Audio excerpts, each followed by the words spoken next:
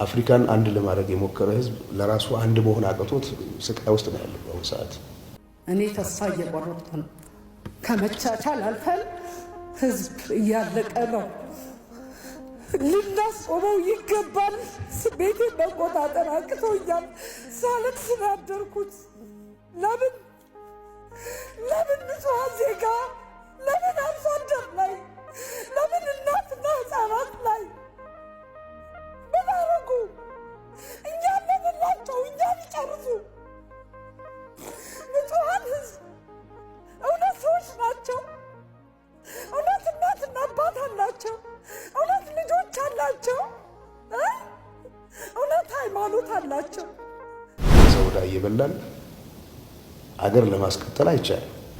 የሚያሳዝን ትውልድ ነው። የዛ ትውልድ አካል ስለሆንን ነው በዚህ አይነት ጉዳይ ላይ እንድናተኮር ግድ የሆነው። ከምንም በላይ አንድ ህዝብ እንደ አገር ሲኖር ብዙ ጊዜ የተለፋበት የተቀባበለ የትውልድ ቅብብል ውጤት ብዙ ዋጋ ተከፍሎበታል። በተለይ የኛ አባቶች የከፈሉት ዋጋ እንደዚህ በቀላሉ የሚጠቀስ አይደለም።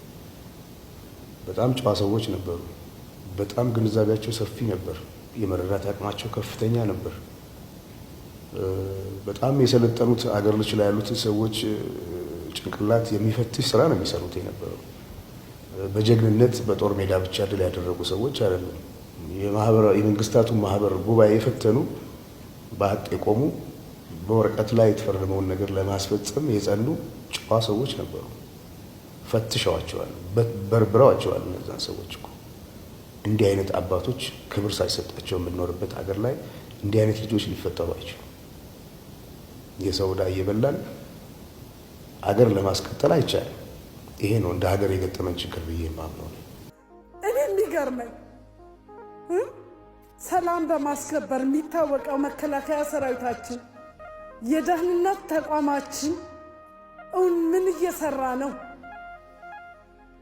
አልሸባብን አይኤስአይኤስን ድባቅ እንዳልመታ እውን ኦነግ ሸኔ ያሸንፎት ነው?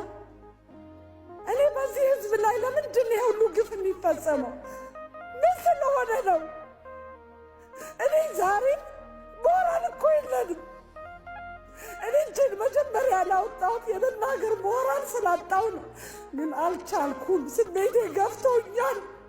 ስሜቴን መቆጣጠር አቅቶኛል። ወጣቶች ወዴት እንደሚሄዱ የሚያሳይ ደግሞ ያለፈው ክፍል እነሱ ላይ ያተኮረ አካሄድ የለውም እና መጀመሪያ ሀገር ማዳን ነው ቅድሚያ የሚሰጠው ነገር። ሁሉ ነገር ቅደም ተከተል አለው። የመጀመሪያው ምንድነው? ኢትዮጵያዊነትን ማዳን ያስፈልጋል። ኢትዮጵያዊነት ካልዳነ ማንም የሚኖርበት ሀገር አይፈጠርም እዚህ ቦታ ላይ። ስለዚህ ኢኮኖሚያዊ ለውጥ ሊመጣ የሚያስፈልገው ነገር ለማድረግም ህዝብ መተባበር አለበት። አድዋ ላይ በአንድ ላይ ያዘመትከውን ኃይል በዛ ኃይል ወደ ልማት ለማሳተፍ ይቻላል። መንገዱም ይሄ ነው እና እንደዚህ አይነት ያካሄድ ጉድለቶች አሉ። ሁለተኛ ልጆች ተምረው ተሻሽለው መለወጥ ይፈልጋሉ። ወጣቶች መንገድ የሚያሳያቸው ይፈልጋሉ እና የሚያሳዝን ትውልድ ነው። የዛ ትውልድ አካል ስለሆንን ነው በዚህ አይነት ጉዳይ ላይ እንድናተኮር ግድ የሆነው እና መሰልጠን አለብን፣ መራመድ አለብን። መጀመሪያ ሰዎች መብላት ሲችሉ ማሰብ ይችላሉ። ኢትዮጵያዊነት ለአንተ ምንድን ነው? ማንነት ነው ለኔ ኢትዮጵያዊነት። እንደዚህ በእውነት ስብስብ ያለ ጥያቄ ነው የጠየቀኝ። እንዴት በብዙ ነገር ልትገልጸው ትችላለህ? ምንድነው ቀድሞ የሚመጣል ኢትዮጵያዊነት? ምን ይላል ጸጋዬ ገብረመድህን ጴጥሮስ ያቺ ሰዓት የሚለው ግጥም ላይ አቡነ ጴጥሮስ ኢትዮጵያን ሲገልጿት ምን ይላሉ? በልጅነታቸው ጀምሮ የነበራቸው ትዝታዎች ለግትላሜ ትንሽ ግጦሽ ከናዳ ሳር ከናዳ ጫፍ ሳር አጨዳ ከጅግራ ጋር መተሻሸት ከቆቅና ከምናምን ያሉ የልጅነታቸውን በወንዙም በሸንተረሩም በቀየውም ያለፉትን ሰብስበው ከተናገሩ ያቺ ነው ኢትዮጵያ ምላት ይላል። ይሄ በአንድ ጊዜ ተሰብስቦ የተፈጠረ ስሜት አይደለም።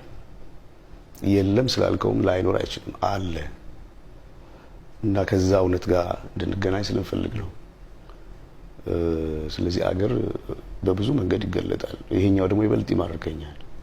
ባህሉን ወጉን የሚመለከቱት የኖርነው ነገር እና ለወደፊቱ ለሀገር የምመኘው ኢትዮጵያ ልጆቿ የተባበሩባት አገር፣ ለሀገር የለፉ ሰዎች የሚከበሩበት አገር፣ ለሀገር የለፉ ሰዎች ሲከበሩ ለሀገር የሚያስከብር ስራ የሚሰሩ ልጆች መፈጠር ይችላሉ። ከምንም በላይ ግጭቶችን አስወግደን በይቅርታና በምህረት በፍቅር በአንድነት ይሄንን መሰረት ያለው ህዝብ ወደ ዘላቂ ጉዞ ለመውሰድ ትልቅ መነቃቃትና መነሳሳት ያስፈልጋል እና ኢትዮጵያዊነት ሩቅ ነው እና የሁላችን ኑሮ መሻሻል አለበት። ለዚህ ደግሞ ሁላችንም መተባበር አለብን። እንድንተባበር ካልቻልን፣ ታሪክ ካልተደገፈ፣ ማንነት ካልተደገፈ፣ አንድነት ካልተደገፈ፣ መቻቻል ካልተደገፈ፣ መቀራረብ ካሌለ እንዴት ተደርጎ ነው መሄድ የሚቻለው? አፍሪካን አንድ ለማድረግ የሞከረ ህዝብ ለራሱ አንድ መሆን አቅቶት ስቃይ ውስጥ ነው ያለው በአሁኑ ሰዓት። በሚያስገርም ሁኔታ ዩናይትድ ስቴትስ ኦፍ አሜሪካ የሚባል ሀገር ቁጭ ብለው የተባበሩ ህዝቦችን ዋጋ የተካፈሉ ገና እዚህ መብላት ያቃትን የራሳቸው ወገኖች ላይ እንደገና መከፋፈልን የሚሰብኩ ሰዎች አሉ። መብታቸው ሊሆን ይችላል። አደገኛ መሆኑ ግን ሳይነገር አይታለፍም። ስለዚህ እኛ ሰላም እንፈልጋለን፣ አገራችን እንወዳለን። ኢትዮጵያዊነት ቀለሙ እንዲዘባረቅ ተደርጎ እንደቀረበው አይደለም፣ ረቂቅ ነው፣ የሚጠቅም ነው። ለኛ አይደለም ለሌሎችም የሚጠቅም ነው። ቅይጥነታችንስ አሁን ያነሳኸውን ነገር እንደየህይወት ልምዱ የተለያየ ሰው በተለያየ መንገድ ያየዋል። ማነሳቸው የፖለቲካ አንድምታ ያላቸው ሁኔታዎችን ቅኝቶችን መመልከታቸው አይቀርም። እንደ ማን ነው የሚባለው ሰው እኔ ለራሴ ማንነት የምገልጸው ከሌላው ኢትዮጵያዊ ማንነት ጋር ቢለያይ በጣም የብዙ ብሔረሰቦች የብዙ የተለያየ ባህልና ወግ ውስጥ ያደጉ ሰዎች እንደመኖራቸው ወጥ ለመሆን አለመቻሉ ይሄ ኢትዮጵያዊነትም እኔነትም በራስ መንገድ መገለጹ ምን እንዲወስዱልህ ትፈልጋለህ አንተ? የብዙዎች ነው ብለህ የምትገልጸውን ነገር። አዎ እንግዲህ ቅይጥ ነገር እኮ በጣም ጠቃሚ ነው። ያልተቀየጠና ያልተቀላቀለ ነገር የለም በዓለም ላይ። እንደውም እንግዲህ አሁን እናንተ በምትኖሩበት ሀገር የብዙ ቋንቋዎች፣ የብዙ ሰዎች፣ የብዙ አገር ሰዎች ተሰብስበው ደግሞ ይሄንን ያህል ሀገር መፍጠርም ይቻላል። እኛ ደግሞ ላለን ሀገር በዛ ቦታ ላይ በተወለድንበት ቦታ ይሄን ስሜት መፍጠር እንዴት ያቅተናል? የነበረ ነው ደግሞ ተመልሰን እያበላሸ ነው ሄድን እንጂ እኮ ነበረ፣ አሁንም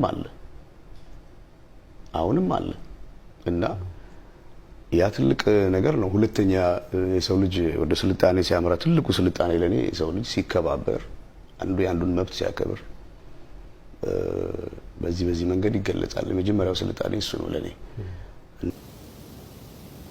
እና አይደለም ኢትዮጵያኖች ተባብረው ለኛ መሆን ብቻ አይደለም፣ በጽኑ እንቅልፍ ለወደቀው ለሰፊው አፍሪካም ትልቅ አቅም የሚሰጥ የሚያፈናጥር ህዝብ ነው።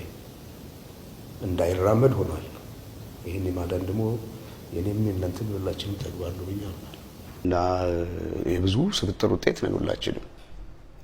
ወርደን መቼም ከዚህ ተወለድኩ አንባባልም። የምናውቀው ነገር ነው።